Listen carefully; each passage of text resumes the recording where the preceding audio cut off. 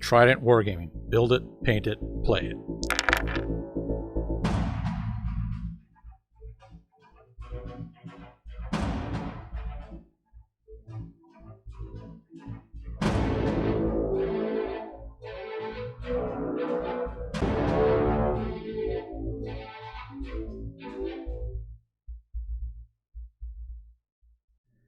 Hey everyone, welcome back to another Trident Wargaming podcast.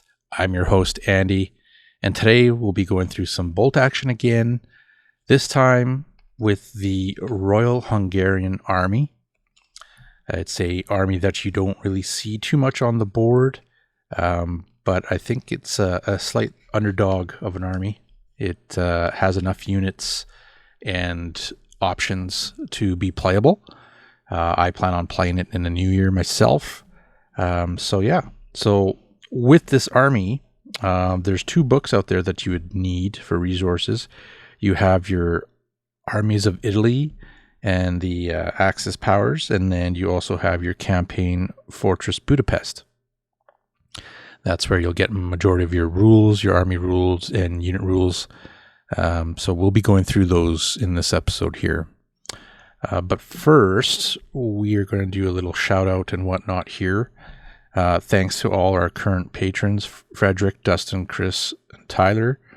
Thank you for supporting us on our Patreon. If you're looking to, support us as well, if you want to pitch anything to us, it helps along the way. Buy a coffee, get some paints, resources for the episode, stuff like that. Just hit us up on our links.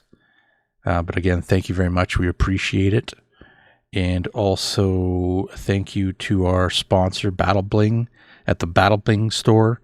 They have some incredible 3D prints and whatnot for some of the armies, mainly for, I believe, 40K and 30K and whatnot. And I think they have other stuff there too. So thank you very much for them, for sponsoring us. They sent us some little trinkets here and there for us to paint up and show off to you guys. So thank you there, and check them out. They're pretty cool. So before we go on to the rest of the episode for the actual army, as usual, we'll do the hobby front. Myself, still working on terrain, so nothing too exciting there, but it's coming along. I got 6 of my D-Day Bunker Hills that are coming up for our event in October. Now I'm starting to work on more trench lines and whatnot for Breakourt Manor. So trench lines, craters, all that kind of stuff. Hills, trees, lots of trees. So that'll be pretty fun. It'll be a good little collection of terrain. Also trying to bust out and get the British Army built up, as that was one of my current projects for bolt action. So there's that. And then, of course, a whole bunch of other things from different systems. Been playing a lot of games. And training a whole bunch of new players. So if you are here locally in Edmonton, Alberta, I do demos for the game for bolt action. We have a great community that you come out and participate with and play games and hang out and all that and learn a lot of stuff. If you ever do like to, get a demo game in, you can hit me up and then we can schedule it, or you can hit up Red Claw Gaming here in Edmonton, and they can arrange a meetup here with me as well. So, with that being said, we can start kind of going through the armies. So, the Hungarian Army, the Royal Army. So, the Royal Hungarian Army was created in 1922 after the defeat and breakup of the Austro-Hungarian Empire in the First World War. So, it's kind of where they were built. There's a lot of great stuff in the campaign Fortress Budapest book. I'm not going to read through the whole history of it. You guys can check that out, but lots of great info, back history on it. There's like 16 scenarios that you can do. So check that out. It's pretty good. A lot of beautiful pictures and whatnot in there too, and dioramas of the miniatures being set up. Pretty thick book.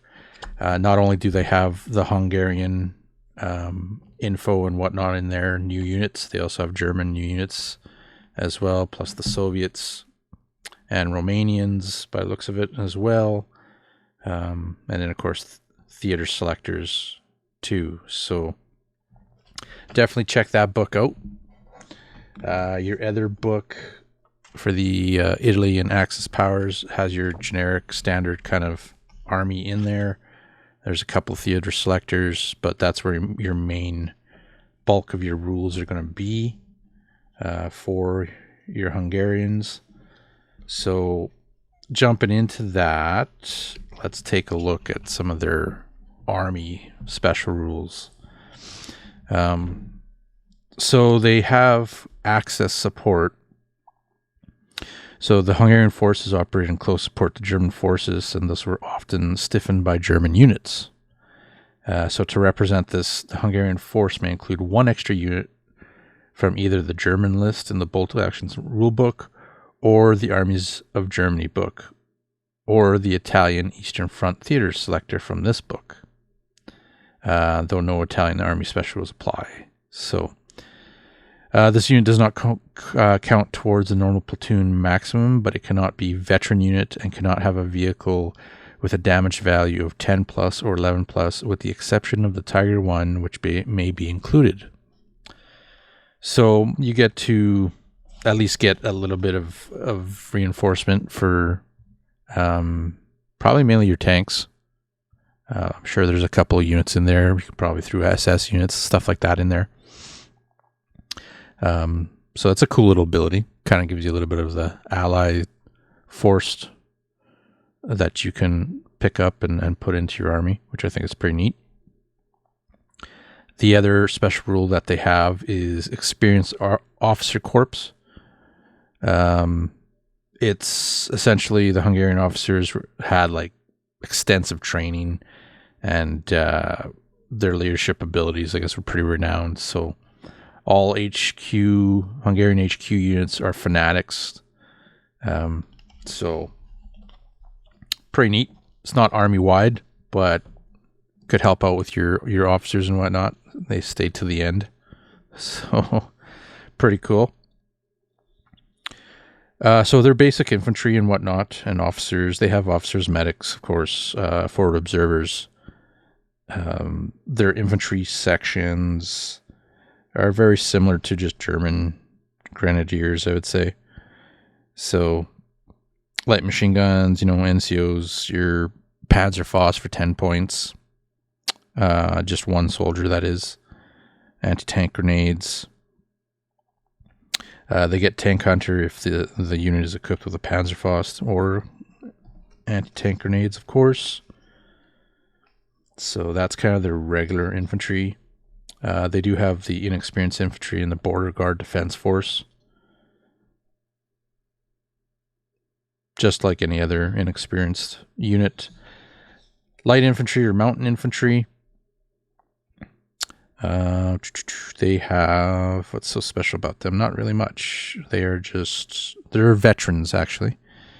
So they're actually a fairly large unit. So you can add 8 men to this unit, and they start with 5. So it's a fairly larger unit. Some machine guns. Yeah, so large veteran unit, which could be very helpful for just holding points. Being that tough, hunkering down. It'd be pretty tough to knock them out unless you got some big guns hitting them. So that's pretty neat. They do have cavalry. They are veterans, so looks like 9-man cavalry section. Very simple. The only thing is they do have a special rule, so they weren't trained to charge into battle, but rather act as a mobile reserve pursue unit. So Hungarian cavalry units may move into contact with enemy units while mounted, On the other hand, Hungarian cavalry sections do not suffer -1 to their leadership roll to arrive from reserve. So there you go. Good unit to put in reserve. Take a point, counter assault something, lay down some firepower on the flank. It's interesting. Then they have the usual like machine gun team, anti-tank rifle team, Panzerschreck team, sniper team. You got your up to a medium mortar. So that plus your field artillery all the way up to a heavy artillery. Same thing with your anti-tank guns. They even have heavy anti-tank guns. So you do have some firepower with this army, right? Like you're not just relying on just some outdated equipment. Like they actually have essentially like German equipment, very similar to German army, except not as many options, but enough options for you to actually build an army. Anti-aircraft guns as well. And some of their vehicles, which are this is where they kind of are a little limited, and hence the taking the reinforcements from the German army, like the Axis support rule. This is where it comes into effect. So their tanks, what I'm looking at, they got like 3 tanks in the main book. So you got a CV-33 or a CV-35 tankette, which is a light tankette, 7+ for damage value. Very cheap, regular at 60 points, forward-facing MMG. You can replace the single for 2 MMGs, so 10 points for that. So if you're playing pretty early on, you can just rip around with this thing with machine guns. Toldi 2. So this regular cost is 90 points. Turn-mounted anti-tank rifle and a coaxial MMG to light tank. You can actually replace the rifle with a light anti-tank gun for 35 points. So it's a little different there with the rifle. Don't know if I'll take that or not, but then you have the 4M Tehran, 175 points for regular. Turret-mounted light anti-tank gun with a coaxial MMG forward-facing hull-mounted MMG. 9+ medium tank.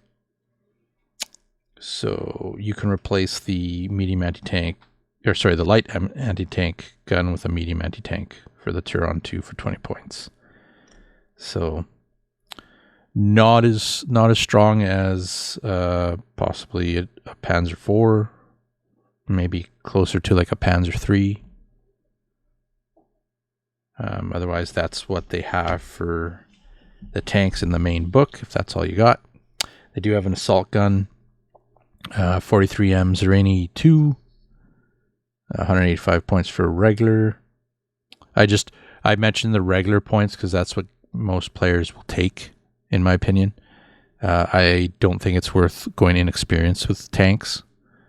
It's just a lot of points for kind of giving yourself that penalty of just being inexperienced. So, but that's just an army building thing, right? Depends on your force, depends on your theater selector if you're going to go that route. So, forward-facing hull-mounted medium howitzer and crew-carried MMG with 360 arc fire. Medium tank 9+. You can add a pintle-mounted MG for 15. The crew can either shoot the Zerani main gun or the MMG, but not both. So, penalized a little bit for that, but that's what you got to work with. Whole bunch of armored cars. Saba 39M. 85 points regular. Turn-mounted anti-tank rifle with a coaxial MMG, 7+ armored car. You can replace the anti-tank rifle with coaxial MMG with a turret-mounted MG and radio aerials for 15 points, representing that's a command version. Has Reki, of course, the command vehicle. Toldi 1, 75 points regular. turret-mounted anti-tank rifle. I'm seeing a lot of turret-mounted anti-tank rifles, which, I mean, it's a tankette. It's probably, 1940 to 44. So it was used all over the place. They just didn't have a good selection, I guess, of tanks at the time. Of course, you have your anti-tank rifle. Mind you, that tank I just talked about, the Toldy 1, actually has recce as well, so that's interesting. Anti-tank rifle, anti-aircraft vehicles, the Nimrod self-propelled anti-tank aircraft gun, turret-mounted heavy autocannon. So a lot of shots there. And of course, your transports are just tractors and trucks. So that's from your main book. So as you can see, there's not a lot in there. It's usable on its own. It might not be the greatest, but I think when you start looking at the Fortress Budapest book, that's where you'll start to get a lot more of the units that you can have some fun with, and like this will really bolster my army. So we'll go through a few of those as well and talk about them too. So you do have the Aerocross Militia section. They are inexperienced. Looks like a whole bunch of rifles, SMGs, Panzerfaust, light machine gun. They have Shirker, Special Rule, and Fatalistic Zeal. So this is a new rule. So in close quarters only, this unit counts as having Fanatic Special Rule until the combat is resolved. So very cheap unit. If you are trying to just get them somewhere and possibly make a crazy charge, this is one of those units. Assault Pioneer section. You can take them as regular or veteran. They start at 55 points. Again, it's a large squad. You can add 8 additional men to them. You can have 2 submachine guns, 2 Panzerfausts, a flamethrower, a light machine gun. You can equip them with anti-tank grenades, mine-clearing gear. Plus, you can upgrade their light machine gun to a German MG42. So they end up getting the MG42. Essentially gives them the Hitler's Buzzsaw special rule. So 1 extra shot on that. Tank hunters, of course, if they take any of the other gear. Motivated elite. This unit removes D2 pins rather than 1 for passing aura tests. That's pretty good. That helps a lot if you're really pinned down and stuff like that. And then, of course, they have mine clearing gear. So add +2 to the roll for mine clearing chart when clearing minefields. That's probably mainly going to be in if you're using scenario rules, stuff like that, or adding that kind of rule to your games. Which is the beautiful thing about bolt action, is that you can do that. It's just whatever you guys want to play with, right? So I'm just taking a sip of my coffee here. Border guard section. Here's another unit for you. Again, a large squad. 8 additional. They start with 5. Submachine guns. Oh, so this is another squad that gets a light machine gun, but it also can have a flamethrower in it as well. So that's 2 units that have the flamethrowers that are, one's kind of like an engineer squad, the other one is not. So, so our squad, they can be shirkers as well, apparently, for -3 points. So if that is taken, they have Guardians of the Carpathians. The men at the border guard battalions have grown up in the forest hills of the Carpathian Mountains. Treat all woods, normally rough ground, as open ground for movement purposes. They also have home ground. So these troops are fighting to defend their homes, and they use their local knowledge to great effect, choosing the best defense positions, laying ambushes, and bringing up reserves on the road. Networks they know well. So this unit does not suffer the usual -1 on its roll to come on from reserves or outflank. In addition, if this unit is deploying on the table at the start of the game or in the first wave, it may set up after all other units have deployed from both sides. It must set up within normal deployment zone, but may begin the game hidden and on ambush if the controlling player wishes. So that's pretty good. That's pretty powerful, actually. So kind of like infiltrators, but not. They get to really position themselves for a good effect in the game.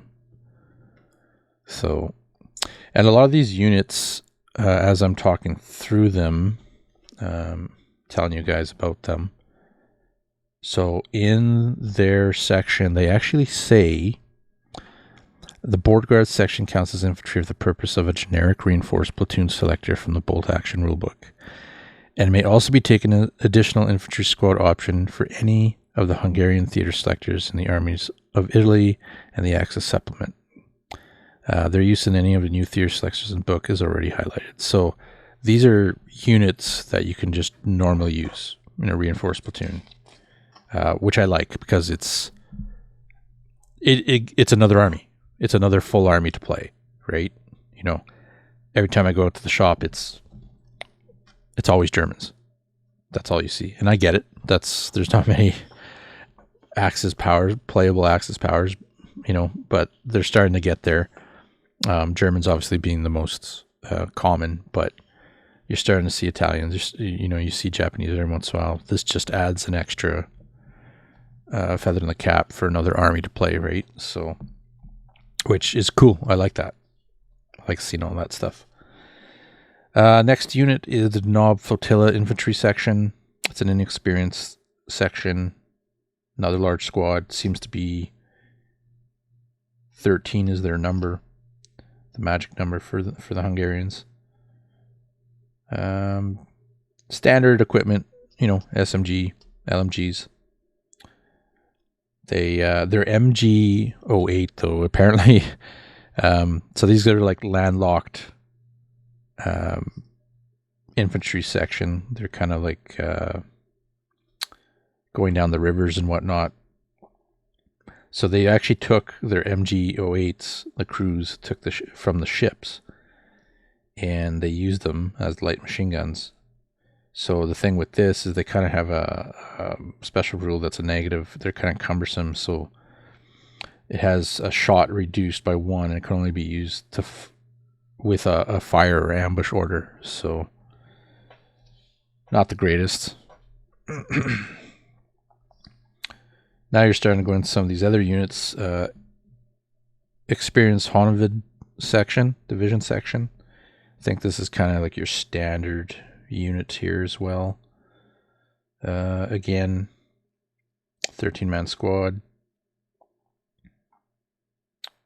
Panzerfaust, 2 of them, light machine gun. You can upgrade it to an MG42, so the extra shot. Yeah, your standard looking unit, which is probably a really good one to take. And I know they have the miniatures for this unit as well. They have a Gendarmerie battalion section. Standard kind of equipment, standard size. Special rules for them is faithful, honorably, and valiantly. The unit itself and any friendly infantry or artillery unit within 12 inches of the Gendarmerie unit rerolls all failed morale checks that would otherwise see them removed from the table. Definitely keeping your infantry clumped up around this unit, or if you have multiples of this unit. That can help a lot. It kind of gives you the Soviet special rule, essentially. But 12 inches, that's a pretty big bubble. So you could definitely wrap around this unit and start moving your men up, and hopefully you won't have to use this rule. I can see it coming into effect every once in a while, but it's a nice bonus that you have on the side. So that's pretty neat. Parachute assault section. They've got a bit of options here as well. And I know they have miniatures for this unit here too. Again, 13. You can have 4 machine guns. Submachine guns, I should say. 2 can have Panzerfausts. And of course, your light machine gun can be upgraded to the German machine gun. They also do have tough as old boots. So, fighting spirit of the Magyar paratroopers was highly praised by the German allies. This unit rolls bonus attack dice when fighting in close quarters. For every 3 men fighting in the combat, roll 1 extra dice. So 7 would be 2 extra dice. And 10 would be 3, and so on. The extra attack can be assumed to come from any of the men fighting. So very similar to one of the British rules, I believe. And then they have motivated elite. When the unit successfully passes an order check, remove D2 pins rather than the usual 1. These guys come as veterans. They're pretty good. I like the rules. Their miniatures are actually really awesome. Definitely could create an army just using these guys, essentially. Look pretty neat. Definitely assault unit, especially with all those submachine guns in there as well. They have the anti-tank capability. So, check them out. Replacement Honved division section. These guys are inexperienced. They actually have the green special rule, which is great because sometimes in most armies you don't see that. Again, standard equipment with the Panzerfaust, that is, as well. University Assault Battalion. They are green and fanatics, inexperienced, so fresh. Definitely fresh troops. No Panzerfaust in this squad, though. Just rifles and an SMG, so your standard, and LMG, your standard unit for inexperience. So if you need to fill in some points, you can definitely take them in. You have the Vannes Battalion Flying Squad, which is interesting. What do we have here? 5 additional men, so only 10 in this one. Machine guns, Panzerfausts. They have fanatics. And then they have a special rule called Uncles and Pups. The old veterans of the First World War were tasked with looking out for the battalion's young volunteers. First time the unit suffers a casualty, roll a die. On a roll 1, the unit immediately is rated down to inexperience and morale value of 8 for the rest of the battle. Whew. Don't like that. There's no further effect. Home ground. These troops are fighting in the streets of their home city and use local knowledge to great effect, choosing the best defensive positions, laying ambushes, and bringing up reserves.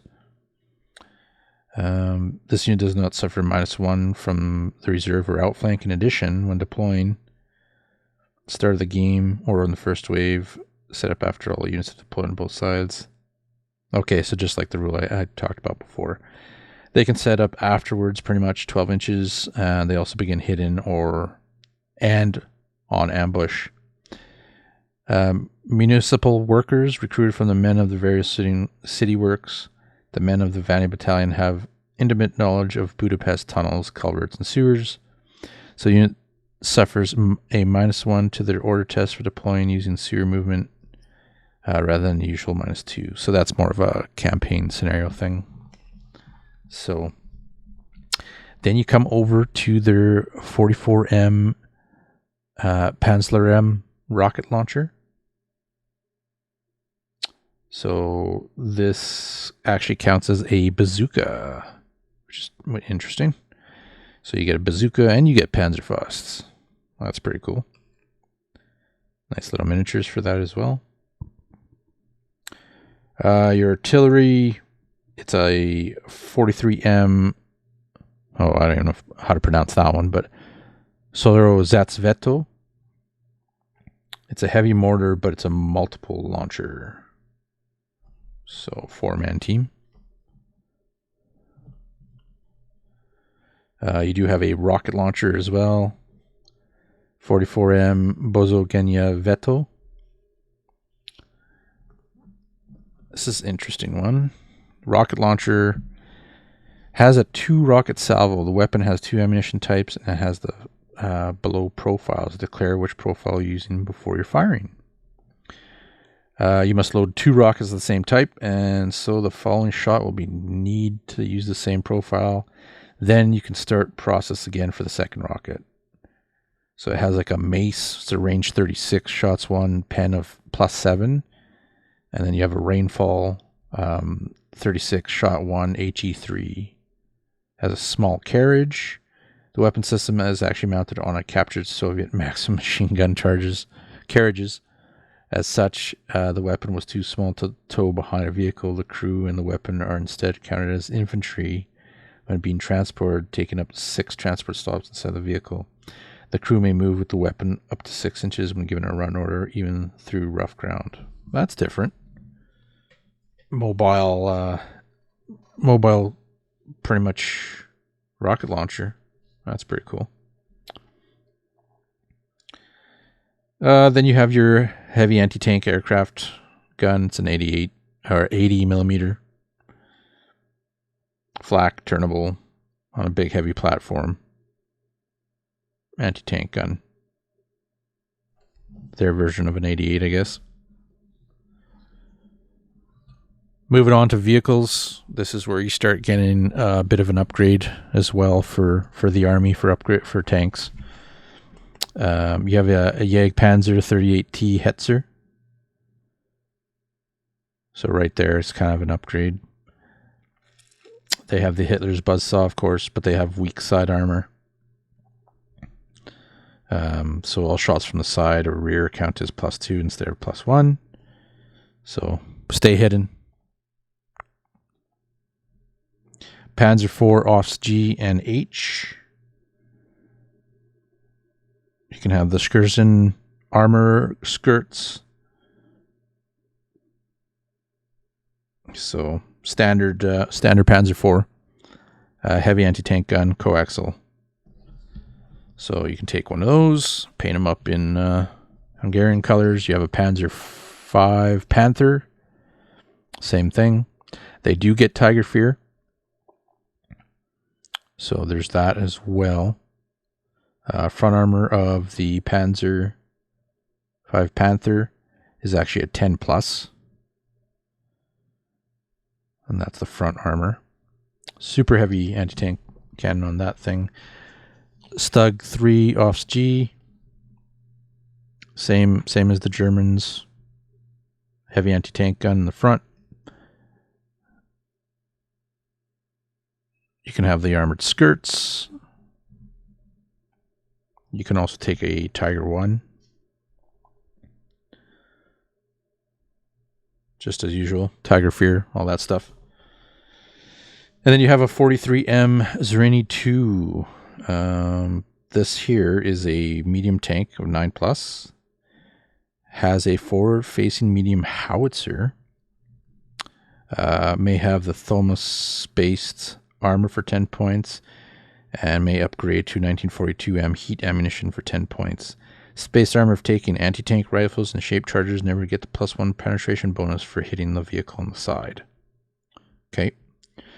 And the 1942M heat ammunition, if taken, the Zrini 2 can be equipped with the armor-piercing ammunition, allowing it to fire a medium howitzer as a medium anti-tank gun.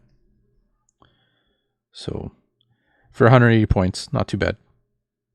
Gives you the feel of it's an Hungarian, army, right? Tank. So that's it for the tank. So that's all it is for the army itself. You definitely can play around with some of these units especially with the deploying after everybody's deployed special rules that you get. Between that and maybe something like the parachute squad and whatnot, you can use for some glorious assaults against positions, some nice gritty close combat if you like. I remember there are some units that are fanatic, so lots of options there. again, like I said, you have the equipment to be a formidable army. You have a lot of anti-tank weaponry that actually you have more than probably most armies do. Some of the earlier armies, I guess. There's enough flamethrowers. There's, your bazookas, you have your Panzerfaust, which is great to see in the army that you have those options. The miniature range is pretty good right now at the moment. I mean, they're continuously adding to it. Warlord Games is pretty good at that. It's nice to see that they've released them, especially at the time that this book has come out.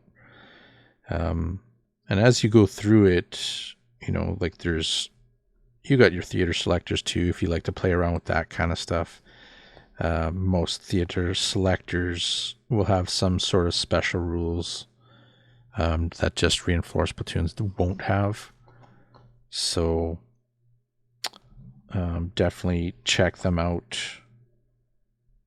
You can play those kind of forces, right? So seems pretty neat. Definitely an army that I'm interested in playing, that I will be playing. Like I said, I've actually clocked the whole range for them, so just have to see what I'm going to reinforce them with. Otherwise, that's about it for the episode. It's a little short one, but it gives you an overview on the Hungarian Royal Army. Hopefully you enjoyed that. I know it's a kind of a straightforward kind of, this is an overview of what they are. Not too many negative effects in their army, just on some units, but not so much, the full army itself, unlike some of the smaller ally armies. So I like them. I'm looking forward to getting them built and to get them on the board and play them, bring some new armies to the table in the community, and then maybe use them for some kind of campaigns or battles down against Jason and maybe some of the guys at the shop. So yeah. So that's the overview. If you guys enjoyed the episode, please let me know. If there's an army maybe that you want to take a look at or you're interested in that we haven't covered, please let me know as well. I actually have all the books and most of the resources for them. So check it out. Leave a comment. Let us know what you think. If you enjoyed it, if any ideas that you have with the army kind of thing, have you played them? That sort of thing. We love to hear that stuff. Have a little bit of banter, go back and forth. So again, thank you for joining me on this episode. Hopefully you guys are getting games and rolling dice out there and painting up your armies and whatnot. I know I've been a little behind on painting armies just due to the terrain, but looks like there'll be more to come. Also saying that, looking forward to planning out stuff for next year. Hopefully get some more tournaments in and whatnot. I believe, so this tournament that we have in October, it's my D-Day tournament that I'm doing. Well, event, I should say, not tournament. And I believe that'll be the last one for the year. Hopefully next year I'm going to probably try to run a tank war event at sometime early in the year, possibly, and get that going too. So, and then of course build more tables, have more events. So keep an eye out for that stuff. Hope you guys enjoyed, like I said, and keep on rolling those dice, and we'll see you on the battlefield. Take care.